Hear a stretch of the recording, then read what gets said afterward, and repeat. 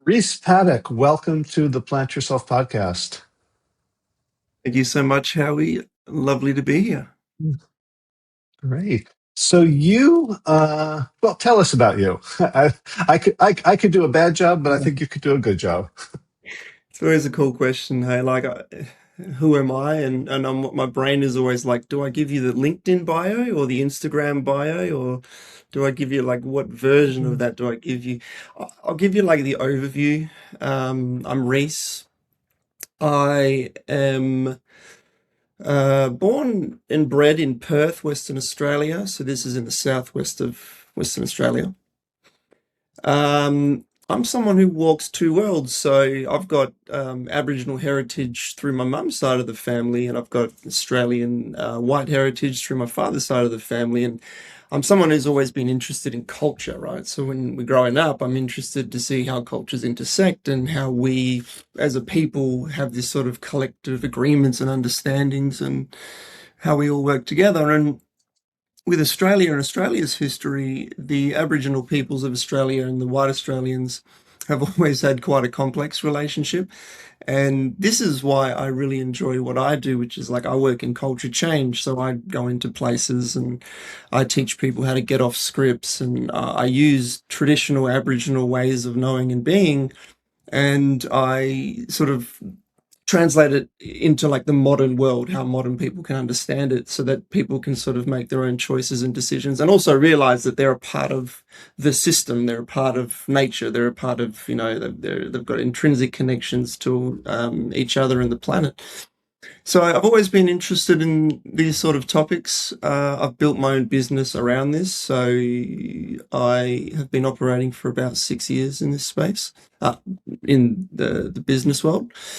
And I also have a whole bunch of other passions. Howie, I can talk about how I love to dance, how I love to sing, I'm a bit of a green thumb at the moment. There's a lot of who I am, but essentially that's what I do, and that's a little bit about, how I fit into this space.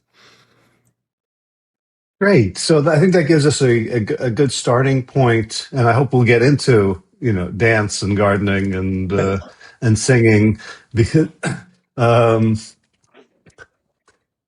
I guess the thing that first drew me to wanting to talk to you was that one of the commercial offerings you take to the world is a different way to do acknowledgement of country. And I think Australians understand this. I think much of the rest of the world doesn't. So in the U.S., if someone does an acknowledgement of I'm on they start as keynote, I acknowledge that I'm on unceded land of such and such. It feels weird and very sort of leftist hippie. I think in Australia, it's much more uh, integrated into sort of mainstream society. Can you just talk about in general like what that is? Yeah, this is my topic of expertise. So how I can talk about this in depth forever, just so you know. So you just got to wheel me back in if I get a little bit too crazy, all right? Because this is all I ever talk about. All right, so acknowledgements of country is the topic of discussion, right? And what is an acknowledgement of country? Well, it's just an acknowledgement of people and place. Now, in Australia, it's a phenomenon which kind of emerged around 2005. It just sort of started around in schools. I remember receiving it in my assembly and that kind of thing. And most people weren't really given context as to what it is, other than the words that they were hearing. And the words that they're hearing on these scripts were, we like to pay respects to the traditional custodians, and in this case, Wajak Noongar, or go to a different place, they would insert that clan name there, and it was sort of this established as this like a pocket ritual, like this little thing that we did to honor the custodians and the people of that place. So on the outside, that's a respectful thing. So most people were like, "Oh yeah, that's just a thing that we do." And then over time, it becomes more popularized, and people start inserting it into their, their team meetings every Thursday at 9 a.m. and at the bottom of emails. And what's happening is now we're in an interesting position where everybody sort of understands that, on the outside, the acknowledgement of country is a good thing if you just look at it through the eyes of something that's respectful to do and say. But of course, we've got this political climate, which, like, as you say, people consider it as like us versus them, and it's unnecessary, or like it's telling people that it's not our land, it's their land, and it gets all political. And so all I do is I try to cut through all the bullshit and go, look, these are just words. What's really important is how you as the individual connect to the concepts that lie behind the words so that you can speak from a place of authenticity. That's if you want to, just bringing it back to, the original intention of what it's supposed to be. So that's a bit of a, I guess, overview of like the cultural climate around the acknowledgement, at least in Australia. Gotcha. And I mean, I guess the word country has a different meaning Yeah. in your context. So when I think of country, I think of a country, Spain, U.S., Belgium, and or I think of the country, like the rolling hills, or Out the bush. the old agricultural town. Yeah, the bush in Australia, right? So, but when you talk like when you write about country in your Mm, diary, which you often publish as a newsletter, you talk about country, capital C, as something alive, something that informs you, something you're in relationship with. Can you yeah. talk a little about that? Yeah. So country, as we learn it, as the word in the Western sense, is just we'll describe it as geographical space and political borders. That's how we get taught with what country is. Um, Mhm. but in the blackfellow way, in the Aboriginal way, country is considered geographical space, political borders, plus a spirit. So it's alive and it's conscious and it's aware and it holds lore, Lore. It holds story, and it's also like the country is the thing that teaches, and it's the thing that heals. So it's often depicted as like a mother figure, and this is outside of Aboriginal culture as well. A lot of the hippie women, white women, like to call it Gaia, for example. It's the Mother Earth, right? So when I refer to country, the capital C is referring to the spirit of that country, right? Not just the geographical space, but the heart and the soul of that space.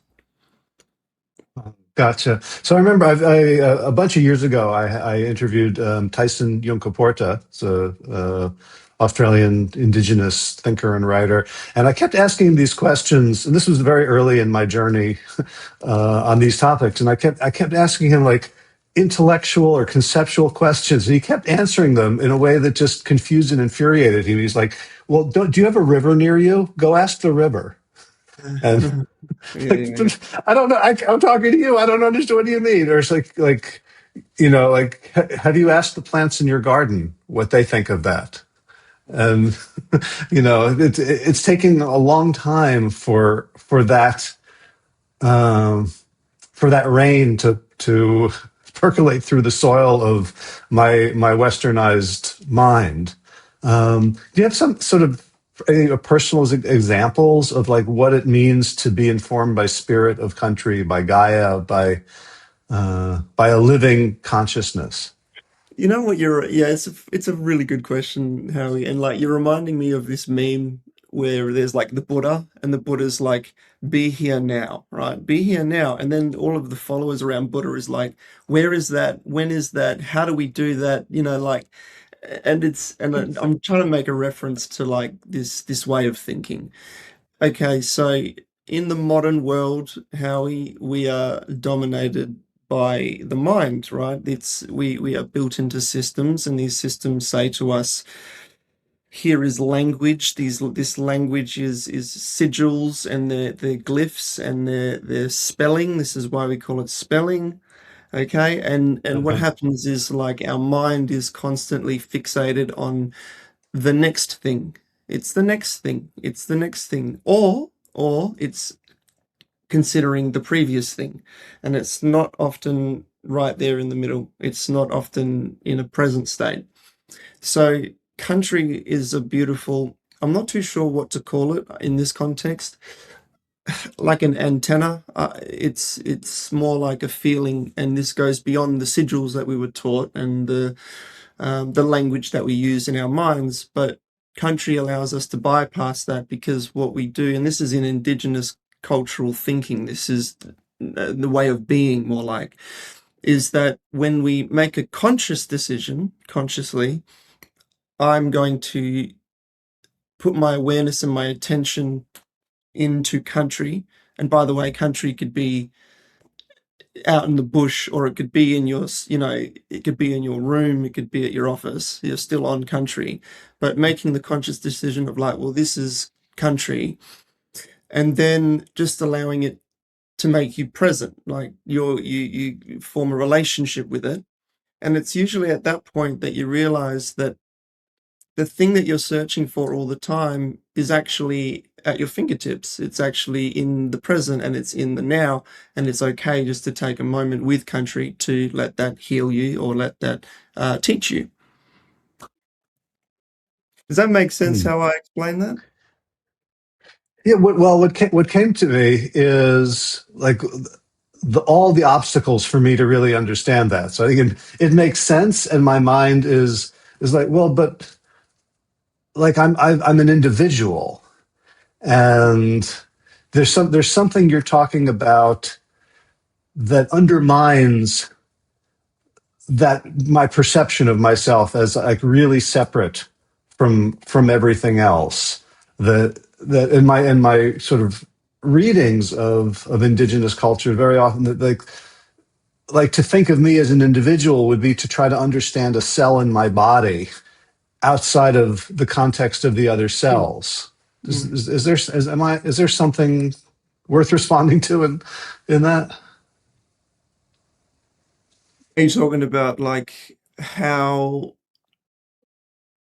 we see ourselves in systems, or how we see ourselves as individuals, or Well, I guess the system makes me feel like an individual. So, like that cartoon of the Buddha, mm, right? Like to be here. Let me see. Let me see if what I'm trying to say is worth saying. Um, that, that the way I have been brought up to think of myself as as an individual in an unconscious, a random world where there is no consciousness, um, dooms me in a way mm, to. Right. I'm not sure. mm, There's again this like one of the feelings I get when I encounter indigenous wisdom from my present state, which is sort of 60 years of marinating in something else, is that I'm always asking questions based on um, inadequate assumptions. So I'm trying to get to something without knowing where I'm going or what it would be like. So I'm trying to conceptualize things that okay. like we're having like it's almost like we're having a conversation and you're trying to explain to me what a pear tastes like, and I've never had a piece of fruit, and I Mm. just keep wanting to give me more words, different words, better words. Yeah, yeah. So this feeling is um, the way you're describing it. It sort of reminds me of, and this is a concept from the North Kimberleys. So this is Bunaba language. Bunaba language up in Broome. I forget the mob there now. But they use the word lian, and lian is essentially like spirit, and spirit is like this thing, and it's the lian that sort of moves you and magnetizes you towards things. And sometimes your mind, it's not about the mind, right? It's not about what you understand logically or consider up here. It's more like they'll say the word lian a lot, like, oh, my lian brought me here, or that's the Leon connection where we overlap, or so there's a concept there that I'm seeing is a bit similar to the way you're describing it.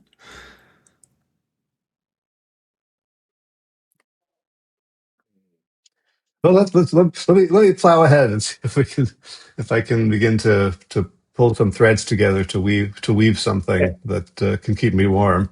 Um, I'll come back to your to sort of the LinkedIn work around and you've shifted, I think, from just sort of acknowledge this to this authenticity, right? Mm. That it doesn't matter, the script isn't the important thing. It's what you actually feel and think.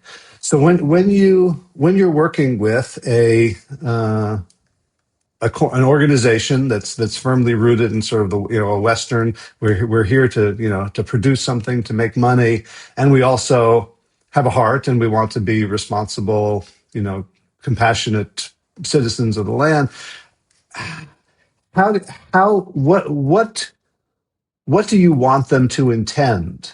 Because it's not right. Like I would cynically say, like, in the land acknowledgements from North America, where I'm from, typically sound something like, "Yeah, this is yours. We acknowledge it, and but we aren't giving it back." Yeah. Right? Like it's almost like the acknowledgement is like, you throw a coin into a beggar's cup, so you don't have to deal with their humanity. Yeah. Yeah. Um, oh, what say you? So so like what the intention is behind like what I do and what is the intention behind the work, say, in this context? Yeah. Yeah. Yeah, So and what's the intention you want yeah. other people to have? So the intention for a lot of my work is to ditch fear. Okay, there's a fear culture which exists, and ironically, that's also the reason why there's a lot of acknowledgements of country that are just there because people feel like they're obliged to or they have to or it's the most progressive thing to do, and sometimes it's presented in the space of fear. So, well, my intention is with the workshops that I run is to first of all name the fear and let's talk about it, right? Because people often don't have the space or they don't know where to start or they don't know how to have these conversations. And I go, well, let's just talk about fear and but then more importantly, how do we find our own sense of courage in overcoming it? Hmm. What is the fear, or what are the faces of the fear? Fear of offense. Fear of offense is probably the biggest one. Everybody's scared of saying the wrong thing. Now, they've got it in their minds that there's a right thing. When they think this binary right and wrong, they think, but this is, I just remind people, I go, well, you know, everybody has their preference with what words they want to hear. There's no set amount of words that you can say that's going to please everybody. There's only your way, there's only your words, and those are the words that I'm encouraging you to do from your heart, not from your head, because everyone's up here too much. I just go, well, what's the feeling here? How do you create some words for it? And how do you talk about it? Yeah. Hmm. So when you say like there's no right or wrong, so when I think sort of politically or socially, like I feel like there's a lot of right and wrong, Yeah. right? And like it's almost like a movie that I've been thinking about lately is the original Avatar, right? Which has this, Oh, yeah. this indigenous culture, and then the people come to mine it, and with their machines of destruction, and like that's a clear morality tale. And when I think about like growing up in the U.S., we're the greatest country in the world. The world is so lucky to have us, and then beginning to see, to learn real history of what the U.S. did in Guatemala, in Iran, in Honduras, and just everywhere we've been. Um, and it's hard. It's hard for me not to see villains and victims. And it's when you're talking about like a land acknowledgement is almost like people, white fellas. I think my audience might not be familiar with the black fella, white Lingo, fella yeah. language as something that's not offensive, but simply of country. Um, like how do you how do you deal with, so let's say, my white progressive guilt over being privileged, having huge advantages because of these historical atrocities. How do I deal with that personally?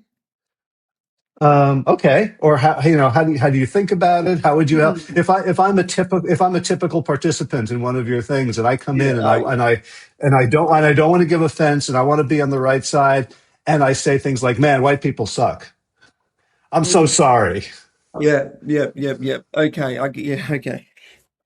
Yeah, so the white guilt thing, no, okay. I like to be very clear when I talk about this because it's a big subject and it's got a lot to do with identity and it's got a lot to do with, how people orient themselves to space and I understand and I get it. It's political. My philosophy is pretty clear on this. I think that regardless of how you label yourself and what privileges you do or do not have, who you are in the moment is the most important, right? And that's it. And who you are, you can choose to be in the moment. You can choose to be you can choose to be white. You can choose to be, insert, liberal. You can labor. You can choose to be a footy supporter. You can choose to be all those things in that moment if that's what serves you. But the important thing to note is that I just asked the simple question, does that guilt serve you right now in this moment? Because if it serves you, well, keep it. But if it doesn't serve you, which I think is probably for most people, I would then consider the question, well, who are you now and how do you show up now? Mm. Yeah.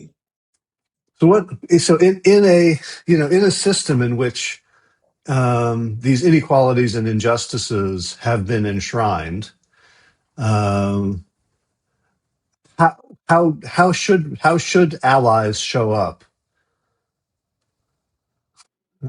Should is probably not one of your favorite words, It's but, cool. uh, No, I like this. but Okay, that's a good question. Okay, how do you show up? Okay. Hmm. Come as you are. Come as you are. Don't try to perform. Like, don't try too hard. Like, that's another thing. Everyone's trying a little bit too hard, I think. And I can tell you this from Aboriginal, this is a universal concept for all Aboriginal mob from Australia, is that Aboriginal people are more interested in you as a person before they're interested in like the labels that you bring, like the job that you have, for example. So a lot mm, of time, uh-huh. you mentioned the word allies, like a lot of people have this self-identifying factor where they've now put themselves in this thing of an ally and they go, I'm an ally, which means I got to do X, Y, and Z. And I go, cool, again, if that serves you, but also like if you just come to me as who you are in the moment and you show me your intention and we can have a conversation, then really that's the best piece of advice I think I can give anyone, Howie. Mm. Yeah, I think that was my first introduction on your website. It said, so choose your own adventure. Do you want to, my mob wants to Yeah. know about personal stuff, and my corporate white audience wants to know about my LinkedIn Yeah. bio. Yeah. Yeah. Mm. Uh, so what happens when you lead a workshop, you do work with a client, and and you're happy with it? Like what ends up uh, being different in that organization or in the people, and how does that contribute to like your vision of the world you're building? Mm. Is it like what does success feel like, or what does it feel like to do a Yeah, yeah. 'Cause like, for a lot of us who are in the thought leader business, success would be like, oh, they've, mm, tripled their mm, mm, this, or mm. they've opened new this, Yeah, right? You're yeah, not yeah, you're not promising you know, direct business economic outcome. yeah. You're after something larger, more intangible, I would argue more crucial for our survival as a species. Curious what that is. Okay, yeah, okay. You're hyping it up, Howie, but the answer's pretty simple. Um, it's a feeling. So what success feels like to me, both for me and for the the audience, the people, the participants, whoever that are in a part of the things that I do, is to instill a feeling, and that feeling, if you can, sometimes it's confidence, sometimes it's permission, sometimes it's excitement. Whatever that feeling is, that's the thing that is a successful thing to me. So if it feels good for me and it feels good for you, that's what keeps me doing this thing. So I'm not too much into strategies and into I only got to end of high school. I didn't go to uni or anything like that. So I the thing that is a success for me is when people feel good, and that's also an important thing to remember when you're dealing with the market, is that people forget that the feeling is what it matters. That's what people remember. People don't remember what they teach you, right? This is Maya Angelov who said this, poet. People don't remember what you teach, but they will remember the way that it made them feel. And as a presenter, I'm sure you know as well how you'd agree, like, when you have a good feeling, that's the thing that you remember, and that's empowered you and your community and your life and your culture. So yeah, it's a feeling for me. I'm fascinated that you didn't go to uni, and I'm thinking like, how did you get into this? I would love to hear the trajectory of Yeah, like, I'll tell you. what did you want to be when you were 9 years Yeah, old, and yeah. how did this happen? I give you all of the lore, and it's on the website as well. I think I put it in seasons. I was like, "Here's season one, two, three." We're currently in season five. Like, doesn't mean anything, but yeah, this is season we're in. So okay. I'll tell you. Let's do that. Hang on, let me just back up. I get excited. So when I was in high school, I was always into presenting. I was like in all of the musicals, so I like to be in front of people, and I like the feeling. I like the feeling of being seen and seeing, like seeing people being seen. Cool. Yeah, it's a musical. Now, when I finished high school, I went and pursued acting. So I did a certificate in Aboriginal theatre, and this is at WAPA, which is the Western Australian Academy of Performing Arts, and this is where Hugh Jackman went. Okay, we always flex that to you Americans. That's like, yeah, that's where I went. You understand? I went to the same place. Yeah.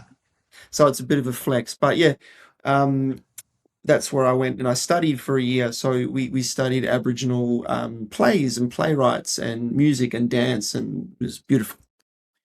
Now, the year after that, I was then in a position where I was 19 years old, and I didn't have too much of a direction because I'm not really, a huge planner. And at this point, I was like, yeah, I like acting. So I was sort of doing a few acting jobs, but it wasn't paying the bills necessarily, and it was a bit of a grind. It was at this point, Howie, when my principal at my old school, um, he got me a job at that high school. So I went back to my high school, and now I'm working there as what was called an EO, Aboriginal Islander Educational Officer. It was my job to support the Aborigines at the school, and that was an easy job for me because half of them I was already related to, right? So it was cool. Now, once I did this for 4 years, this was my introduction to Aboriginal education, and this is when I just started to build myself up and go, well, like, I know what I'm good at. And at that point, I was sort of outgrown the school. I moved off into a university then. So now I'm working with university students, where I'm a part of a program which brings Aboriginal kids onto the campus, and then we recruit and train student volunteers from the campus and pair them up, mentor mentee relationships. And then we go through, like, confidence building workshops and aspirational building workshops, all in an effort to bring the Aboriginal kids into higher education, or encourage them to get into higher education. So once I did that for a couple of years, I then got my ABN, and I then sort of worked for like a little bit of everyone. So I would work as an Aboriginal consultancy organization. I would work sort of, um, I was, I went out into this, like, there's a local bushland, and there was an organization which they did like bushwalks, and I was like their token Aboriginal that walked through the bush and taught them traditional ways of hunting and fishing and all that kind of thing. These were little kids, by the way. This was like, primary school students. And that was fun, right? Just bringing them out on country and doing that. And then after that, that's when I began the acknowledge this. So I paired up with a change strategist, another American, this woman, Emma Gibbons. And what we did was we brought ourselves together and then we were like, well, we wanted to do something. And we looked at the market and we're like, cool, what's the thing where her and I overlapped? And then we got to acknowledgements of country. And then we found a niche because, nobody's really talking specifically about the acknowledgements of country or giving the context. Now we're the ones given that context, so it became a popular product in the market. More importantly, it resonated a better message to the culture, right? And then yeah, since then we had that business together for a few years, and then the beginning of last year we went our separate ways. I bought her out of the business, and then I rebranded, acknowledged this to Modern Custodian. So yeah, that's how I've gotten to where I am today. Didn't study beyond a certificate for, and if anything, I'm kind of glad for it. Yeah. Mm. Yeah, if I could trade the content of my education for the money I spent on it, I think I'd take the money now. Yeah, hex debt is what we call it, and it's a motherfucker. Yeah. So I'm curious how sort of how you grew up. If you're sort of laughingly saying like I was the token Aboriginal showing people Yeah. how to like survive in the bush. Like, did you grow up No, like no, with not at those all. skills? Yeah, no, not at all. I'm the most suburbanized kid ever, right? Like, just think classic '90s kid, with the glasses and the Sega Mega Drive. It was. That being said, we weren't we grew up. I can't say poor. I wouldn't say poor, but my parents would probably say, no, they would say poor. And, just getting by. Like we always had food on the table, but, we were playing with sticks in the yard for a bit there. You know what I mean? So yeah, I'm pretty suburban, and the traditional ways of living is like these are just things that you learn over time. So it's not like that was a reality. We weren't hunting kangaroos with spears. And in your growing up, did like having like so a white Australian father, like Scottish, Irish Mm. heritage, um, like what did you learn about yourself? Like, who were you confused about who you were? Was like I read a lot about sort of like I was living in two different worlds and I wasn't fully accepted in one or the other. Yeah. It sounds like there was sort of less drama in your origin story, It's cool. That's a or was great. there? That's a great question. It's a great question, Howie. It's like when you're a kid, they're just your parents, Like it's only until later on in life do you realize like the cultural complexities of everything. But within my structure, like within my family, it's just my family. That's just who we are. Yeah. That's mum and that's dad. So, it's not like I had to it wasn't like I grew up confused or like, who am I? Because my family was already that support for me anyway. That doesn't mean to say that it wasn't for everyone, but yeah, I had a blessed, growing up, childhood. Were there a lot of other kids like you with sort of the dual heritage, or were you sort of like Oh yeah, floating yeah. between different groups?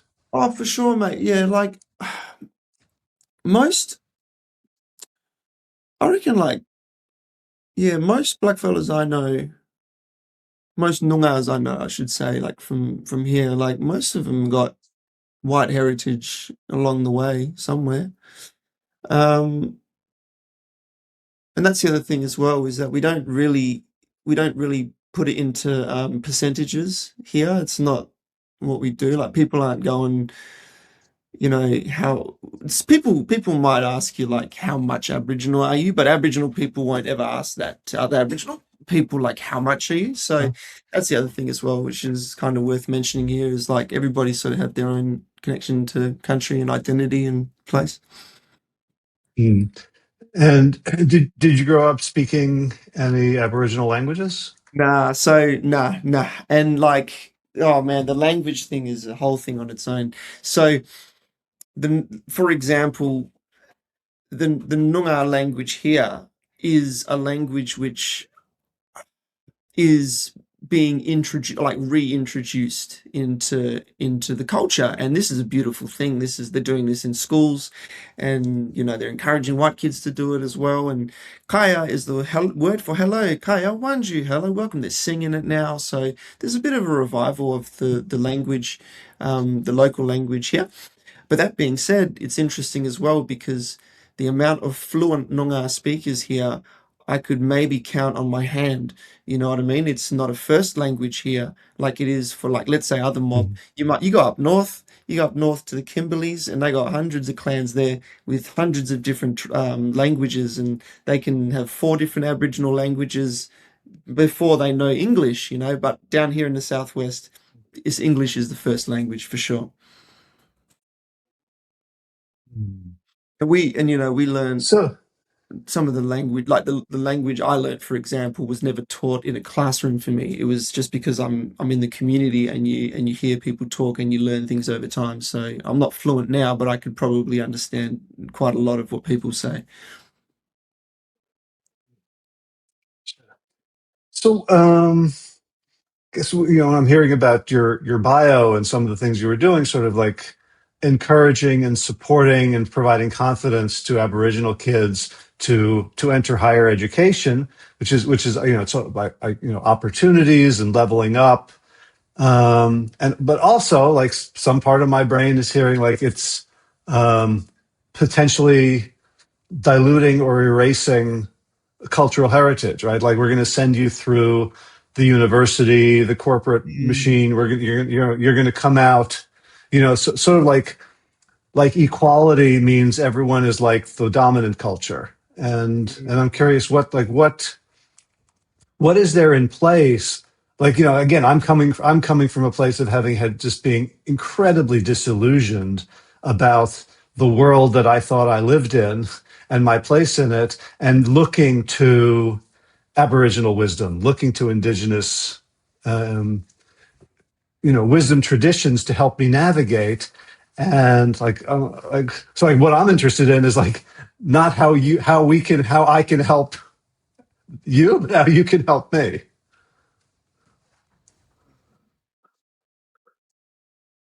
So is it like how to reconcile the modern systems with the traditional systems, like what that looks like?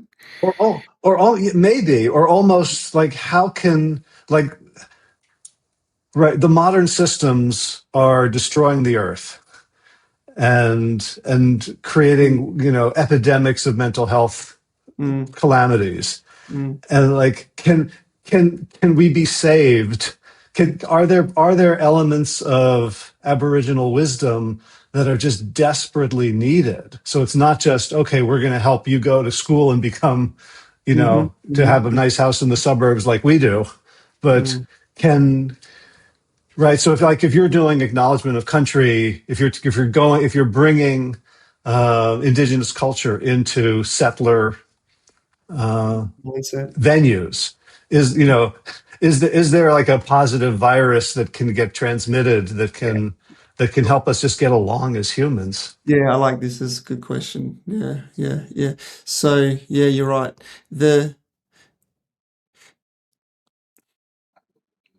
The best thing that it's like, yeah, what's the antidote, right? I don't know if it's called an antidote. I just think that it would help a lot.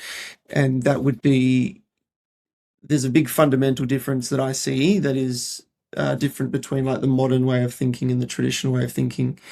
And the traditional way of thinking oftentimes prioritizes this concept of relationship with the universe, like it's in constant relationship. So in traditional ways, every single thing, every single event, every single sound, every single moment had a story and was connected to something. It was connected to spirit, it was connected to this. And what we do in the modern world is we have lost a lot of that connection, or we seek that connection through other people and influences and algorithms and things like that. So I can see a real beauty when, for example, these two worlds meet is when the teachers at the school that is the system that prioritizes the mind, takes the moment to bring an elder in, for example, to take the kids out on country to go for a walk and then to teach them like what the traditional word is for this and what this means and how you connect to it, because they don't really teach that in the modern systems. They just teach the thing for your mind. I'll give you a cool analogy here, actually. So, for example, you find a lot of knowledge in the language. So the Noongar word for there's a Noongar word and it's katidin, for example, katidin. And what the white fellow way what they do is they go katidin means this. So they go katidin means understanding, and then you'll see things like katidin means knowledge, and you go okay, and they go no, katidin means experience. Okay, katidin means information, and you go what? And the irony is what you got to do is you look at it through the Aboriginal lens. Kat it yin. Okay, so watch this. Kat is your mind. That's your head. That's your brain. That's your conscious. Ich is like the suffix meaning together with, and then yin is the feet. Okay, so it Hmm. directly translates to heart and together with feet. And you go, well, what does that mean? And you go, no, well, what's happening is that it's explaining that knowledge, understanding, experience, all of these things, it comes from the knowledge and the feet. It comes from the brain to the fingers, to the feet, to the expression of the self, right? So I think like one of the things that the indigenous cultures teach very well is how to create that inversion and how to look at things just through different lenses as well, and how to build relationship with it. Yeah. Hmm. Anyway, a lot there, but passionate. Yeah, yeah, no, I love it. Um, so most people listen to this rather than watching it on YouTube, but I do want to ask you about the background. So you've got Hmm. looks like a two pack poster. Yes, sir. Tupac. So So- in Aboriginal culture, Tupac is our messiah. No, Tupac is just no. Well, I really do like Tupac. Because he was a poet, and he was a really good poet, and he studied Shakespeare, and like a lot of people see him as the gangster. And anyway, but I also really like the way that he uses words here, and this is always my favorite quote: "Realize, Mhm. realize, realize." Very cool. What else have I got? So this is a relic. I'll teach you about this, Howie. So in Australia, you know, most public schools at some point in the 90s would have had this bloke here, and Condo it's a man. condom man, safe sex. Oh, Okay. condom man. Condom man, that's I'm right. I'm That's thinking right. of housing. Okay. Yeah, I know. Yeah. So it's Condom Man, and Condom Man is, make sure you have safe sex. But he was an Aboriginal bloke superhero, so it's just a bit of Uh, nostalgia there. Very important. okay. And look, and I love the motto, which I did not attach to condoms when I was sort of glancing over your shoulder. It's Be shame. don't be shame, be game. Be shame. Be game. Very important. Yep. Which Um, that sounds like it could be like the motto for your workshops. well, then I'd probably get in a few lawsuits actually, because that's, it's definitely theirs. Yeah. But yeah, it's I got some of these books here. Those are the books that written or been a part of, and I like collecting things. So, I've got little jars up there as well with little pieces of country in there, because I like my plants. Nice. You mentioned green thumb. So what are you growing? You know, I'm strangely obsessed with like the devil's ivy at the moment. So I'm just taking cuttings of devil's ivy and I'm putting them in bottles, and I have maybe 30 bottles at the moment with all of these propagating devil's Devil's ivy, eye. which I don't yeah, I don't know that term. So uh, Okay. It's just one of those things that doesn't require soil, and that's why I like it because you can just cut it, Hmm. put it in water, and it just thrives in water. And I've Okay. had them there for months, and now I'm starting, and they creep, so they vine, and they just can grow infinitely, apparently. So in my mind, my studio is going to be like a little fairy kingdom when you come inside at some point. Yeah. When my kids were little, they loved this picture book called The Salamander Room, which was basically this kid's bedroom ends up turning into a forest, and the tree grows through the ceiling, and Yeah. so I get the aesthetic. Yeah. Like a sage, like a modern sage. Mm, Yeah. yeah. Um, I'm curious about the rebranding to authenticity. What what can Yes. you teach us? What can you share about authenticity and how to get there? Because I feel like even in this conversation, like I'm really curious, and I feel like a part of me is being performative for your Mm, benefit, for my mm, readers, for my listeners, for myself. Like, I'm the guy who's really going to be respectful and interesting. Like, like there's all these conversations around authenticity just yeah. going on inside me all the time. Yeah. Well, look, thank you for the question, Howie, and the revelation, and really because, in that moment, for example, you displayed a sense of authenticity through vulnerability. Okay. You're like, oh, and vulnerability is courage in disguise, right? So, so I'll give you some context behind like why I'm extremely interested in this word authenticity and what I'm doing with it. It came from Acknowledge This. So Acknowledge This originally, of course, was just the workshop which intended to teach you how to do an acknowledgement of country. That's how it started. But what it's evolved to, because what you realize after years of doing this is you understand that people aren't interested in doing how to do an acknowledgement of country. People aren't interested in more scripts. What people are looking for is permission to be authentic. They want permission to be themselves. And I go, well, Mm. what's stopping us? Well, we know what's stopping us. Fear, which is the thing we get into, false evidence appearing real. That's what's the thing. And then how do we overcome it? And how do we use courage to say what we mean and say what we want? Here's the other thing as well, is that like, it's important to mention, I don't know if you ever arrive at the point, you know, where you go, I am now authentic. Because of course we have masks, like of course we have social masks. That's how we communicate and operate, and it's that's very normal. So it's not about doing the ayahuasca trip and becoming one with nature and God and everyone in the universe straight away. It's just about understanding, your culture and where you sit, understanding that you are the culture. Yeah. You are never separate from it. You are never stuck in traffic. You are the traffic. Right. Yeah. And it's just about, speaking from a place which is in alignment with you. Because when we do that, we give others permission to do so, and we give ourselves permission to do so. And that's when we start to see cultures shift. And that's a beautiful thing. So but there's a lot of archaeology that has to go into, at least for me, around like what's me, what's culture, and of course, yeah, I am the traffic, but I could be the traffic at like 7 a.m. or I could be the traffic at 11 a.m. Like I could,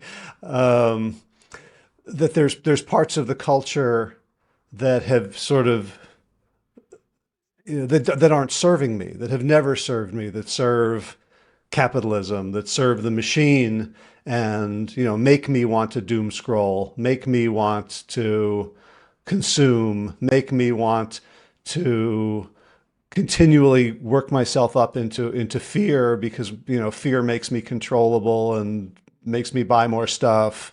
How do I begin to separate like the authentic me from the Mm, culturally mm, um, you know mhm, controlled mm, me? mm. Yeah, that's a powerful question, Howie. And here's what I would say. Here's what I would think. I would first challenge the concept of a thing making you do something, okay? Because that puts the power in the algorithm or whatever, you know. Like the good news, and this is just the reminder, is that you are in control of yourself. You're not in control of, you know, the big things, you know, like in a direct way. You can't just, you know, shoot a lightning bolt and change things in Africa, but you are in control of yourself, your moment, and your presence, and understand and accept that that is enough, you know, that is enough. And then just make the, I guess, the give yourself an intention or a goal to work towards. So, and that can be as that could be like to be your best self, or to shine your brightest light, or to insert, you know, affirmation in there. But I do just remind people that we're oftentimes a little bit harsh on ourselves because we look outwards too often, and outwards is just fear and pain and mistrust and Epstein files and bullshit. And that is all important, and that is all worth talking about. But it's also like you need to just take a little bit of time and space for yourself. You're allowed to slow down for a second and let country do that for you and with you, right? Just take a breath, just go out and go for a Mm. walk, you know? Mm. I'm sorry, Howie. I just need to grab a drink of water because I've got something in my mouth. I'm back in a sec, mate. Sure.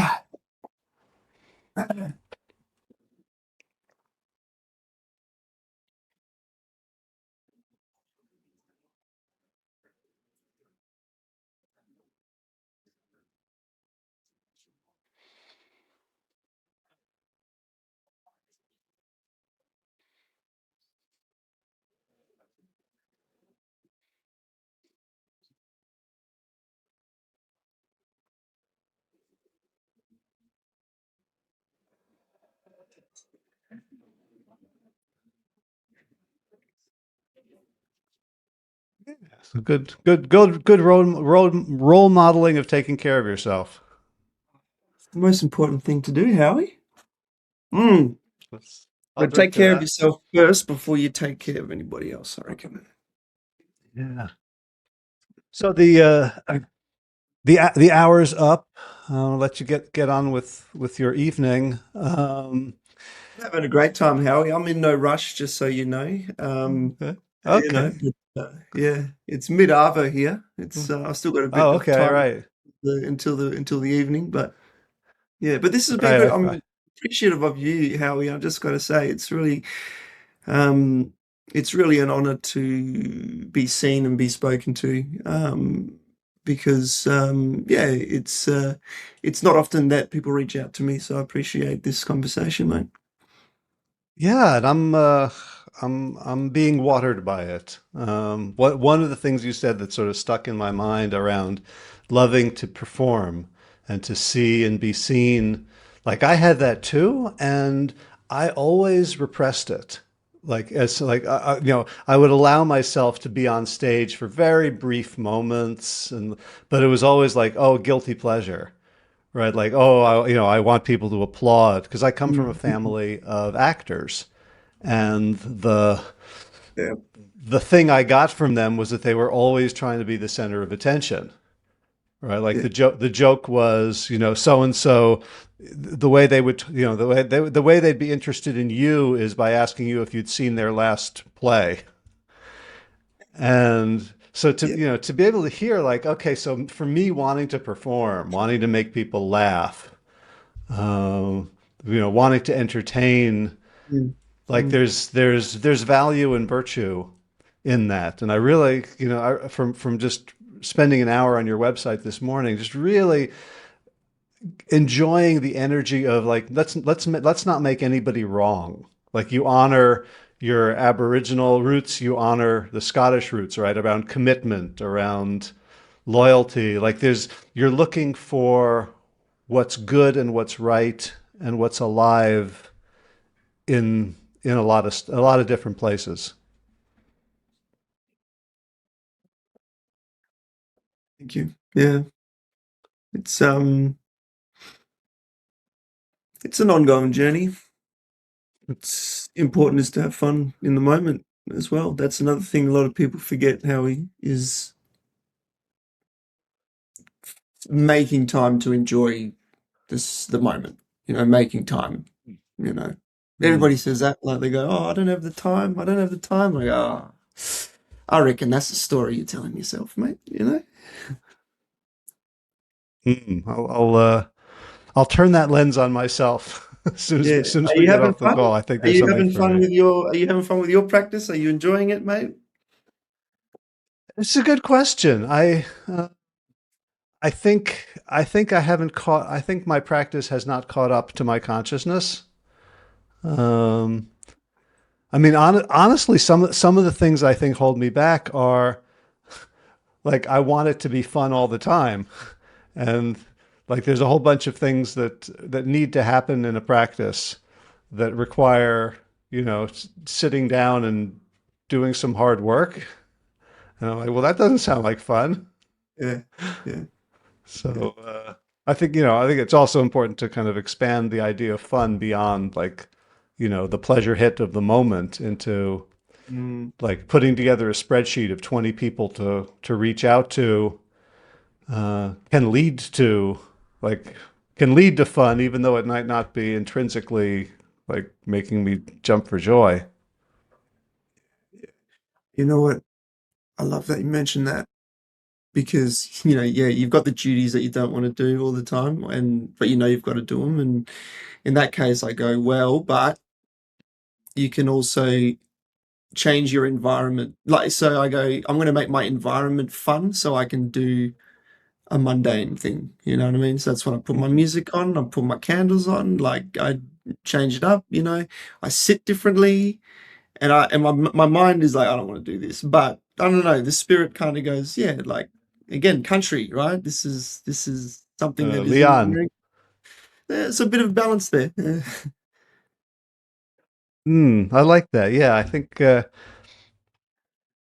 I have opportunities to tweak environment. It's funny. I Mm, just published an interview with a trauma therapist mm, who, and if sort of the history of trauma therapy is that it's pretty traumatizing stuff.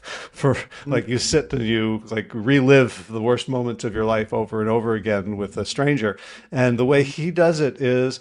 He'll have you activate sort of a micro slice of a memory and then watch your favorite YouTube video. So things like golden retrievers chasing tennis balls in meadows, or your favorite sport, or Just- like pizza coming out of the oven. He says like your brain only changes and learns in a positive way when it's having fun. Yeah, yeah, great. I love that. Yeah, yeah, yeah, yeah. That's So clever. all right, so more fun. I've written a lot of notes and various font sizes. I think fun is going to be the largest word on this page. If you were to, if I was to ask you to stop right now, Howie, and consider the feeling, like what's the feeling? What would the word or words be to describe that feeling? The one that's coursing through me right now. Yeah. Oh,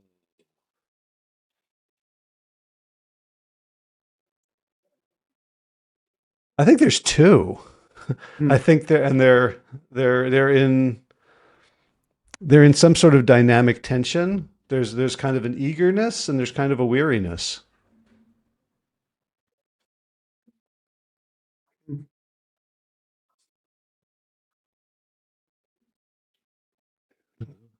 Um, Eagerness, weariness. yeah. The reason I When I Yeah, go ahead.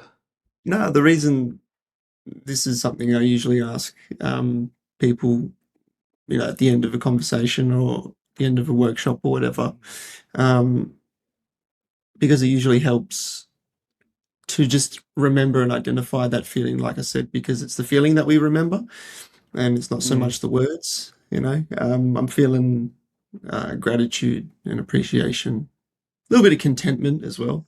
And I also feel like I want to move my body a little bit. But Mm. yeah, I just thought I'd, bring that up and mention it as well because, yeah, oftentimes, oftentimes, especially after the workshop, right? the facilitators are always doing the thing where it's like, or they'll hand out the review sheets, and how did this do this and Yeah. this and this, and it's like it's a cool little thing just to remind people when you're with them in the moment, and just go, hey, like there's a feeling here, because then they'll go, oh yeah, this is what the word is, and then they'll remember it. So yeah, I'm excited for your eagerness, Yeah. is how I would respond. Yeah. No, and I'm also inspired by, there's a bunch of things you said, and I have, we're recording it, so I don't have to like get everything down verbatim, but there's a clarity, like just ditch fear. Like I don't know how prominent that is in your marketing, but it feels like it's the title of this episode. Yeah, cool. Cool. And Yeah, it's yeah, just, it's such a simple, powerful reminder. It's just like a little, sigil of a sort of a psychic tattoo. Like just about, like just look at my wrist and go ditch fear. Like what do I do here? Ditch fear. Like like 99.9% of the time, that's like a really good prescription. yeah, yeah, yeah. I'm glad that's I'm glad that's how it's reflected. Yeah, thank you. Yeah, cool. Yeah. How do people find you, stay in touch with you, learn more? Oh, man, you got to send me a smoke signal. Yeah. You can reach me if you just type in modern custodian anywhere, then that's me. So modern custodian is my website. I've only got LinkedIn and Instagram though, so I don't have anything else yet because I refuse to get onto TikTok, Howie. I'm not doing TikTok. I'm not doing it. I swear, I'm not going to do it. Hold Yeah, that for 2 more weeks, and yeah, something else will yeah, be big. yeah, yeah, yeah. Yeah, so Yeah. yeah, Instagram or LinkedIn, or you could just type in my name on LinkedIn as well. But yeah, anything modern custodian is me. Okay. And I definitely recommend that people grab a mug of their favorite beverage when they check out your newsletter, which they can find in Modern Custodian. It's unlike any newsletter I have come across online, and it's worth pausing and perusing over. Yeah, I appreciate that, mate. That's very meaningful. Yeah, and also as well, I do run Acknowledge This every few weeks on Zoom as well. So if you're interested in Mhm. acknowledgements, anything acknowledgement of country related in Australia, then that's where you can find me. Okay. Would those not from Oz find value in it? Well, I think that if you want to understand the economy of an acknowledgement of country, let's say from the Australian perspective, if you want like all of the context, how it works, operates in Australia, why it's there, how many, and if you want to learn more about this whole concept of fear, and this is the main thing, right? It's how we overcome fear of scripts, then it Mm. might be palatable to your American market, sure. All right, Yeah. very good. One last question, which I wrote that the first word I wrote down before we even started recording was custodian, and it's obviously your key noun. What's a custodian? Custodian. A custodian is somebody who takes responsibility for something. Okay. So modern custodian, modern is someone who is in the present, who is right now, and has a responsibility for something. So it's not a title, it's a posture. Okay, like you're a modern custodian, Howie. We're all modern custodians. But yeah, the custodian and custodianship, it's sort of like a steward. It's somebody who says, this is mine, I am responsible for it. Could be my emotions, could be my household, could be my family, could be anything. But that's Mhm. the custodian within all of us. Gotcha, gotcha. Yeah. So I hear twin themes of responsibility and agency in that word. Yes. And presence, being modern, being here, being now. Present. Not then, not Uh, in the future, uh-huh. but now. Now is important. Gotcha.